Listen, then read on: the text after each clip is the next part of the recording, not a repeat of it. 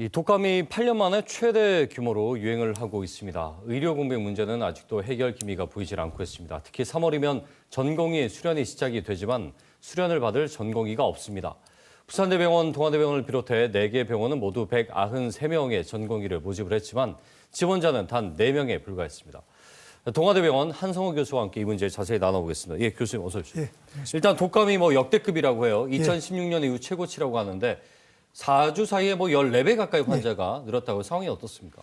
원래 이제 독감주의보가 1,000명, 외래 1,000명의 환자당 8.6명의 의사 환자가 있으면 독감주의보를 내립니다. 근데 지금의 첫째 주의 통계를 보면 1,000명당 독감 의심 환자가 99명이니까 예. 거의 10배. 그러네요. 이니까요. 사실 8년 동안 최대치라고 합니다. 예, 실제 이제 예. 진료에서 증상이 의심되는 환자 대부분이 독감일 정도로 심각하고요. 이 독감이 이제 치명률이 보통 0.1%라고 네. 1,000명 중에 1명 정도가 사실은 폐렴 등의 증상으로 사망을 이룰 수 있는데 문제는 유행이 이렇게 심하다 보니 예. 부산 영락공원 같은 뿐만 아니라 많은 지자체의 화장 시설이 만석이라 그래서 심지어는 3일장이 아니라 4일장을 할 정도로 예. 굉장히 심각하다고 볼 수 있습니다. 지금 이제 고령층이나 지병이 있던 분들한테 독감은 치명적일 수 있다라는 거죠. 그렇습니다. 실제로 그렇군요. 이 언제까지 이게 조심을 해야 되는가? 올 내내 유행할 수도 있다라는 전망도 나오고 있는데 그러면 지금이라도 이 예방 접종 백신을 맞는 것이 맞는가? 이 부분은 어떻게 보십니까? 지금 유행하고 있는 독감이 A형 독감인데요. 이 독감의 예방접종과 구조적으로 굉장히 유사합니다. 그래서 꽤 효과가 있을 것으로 보고 있고요. 예. 노약자, 만성질환자, 그리고 면역이 약한 분들은 독감이 감염됐을 때 굉장히 치명적일 수 있기 때문에 설전에 맞는 것을 적극적으로 권고하고 있고요. 또 하나는 제가 좀 잠시 잊고 있었던 마스크 다시 꺼내서 사람이 많이 모인 곳에서는 꼭 마스크 쓰는 것을 권고하고 있습니다. 역시나 이제 독감도 마찬가지로 호흡기 질환이죠. 호흡기 질환이니까 감염될 수 있다라는 그렇죠. 거고요. 다른 호흡기 질환도 지금 동시에 유행하고 있지 않습니까? 그것도 백신으로 같이 해결이 되는 문제인가요?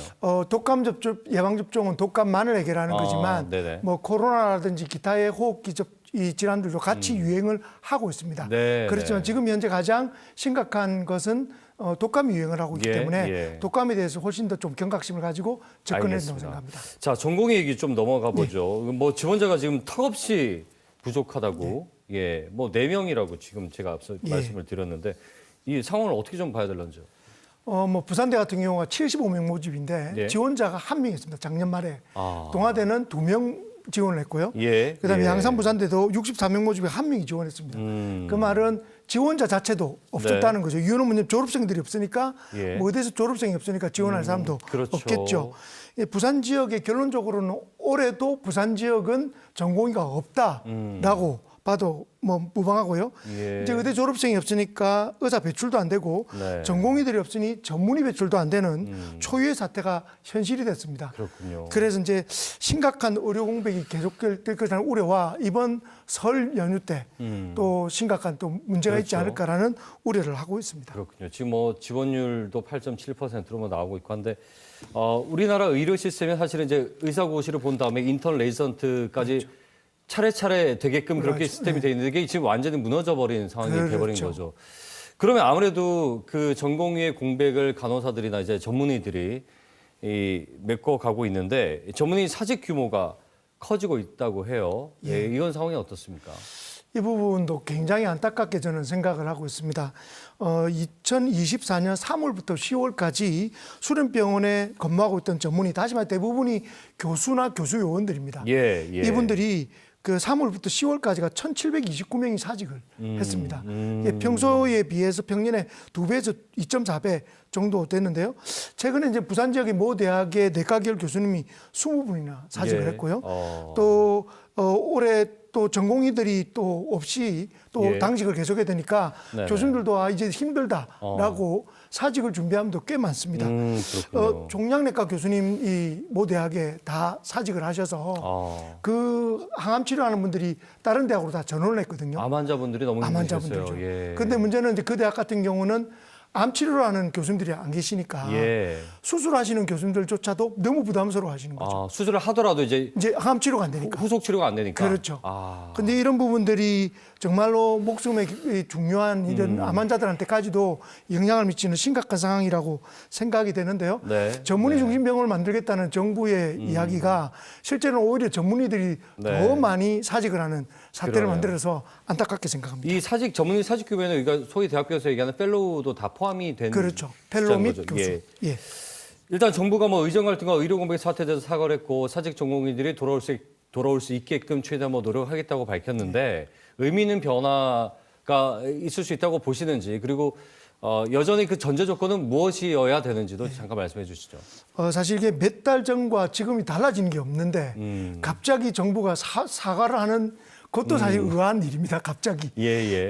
그렇게 뭐 당당했던 그 차관님이나 또는 6개월만 버티면 된다는 태도가 이렇게 바뀌는 것도 놀랐고요. 네. 근데 문제는 이제 전공의들 돌아오는 조치를 만들겠다 기자회견 했더니 기자분이 이 말을 했어요.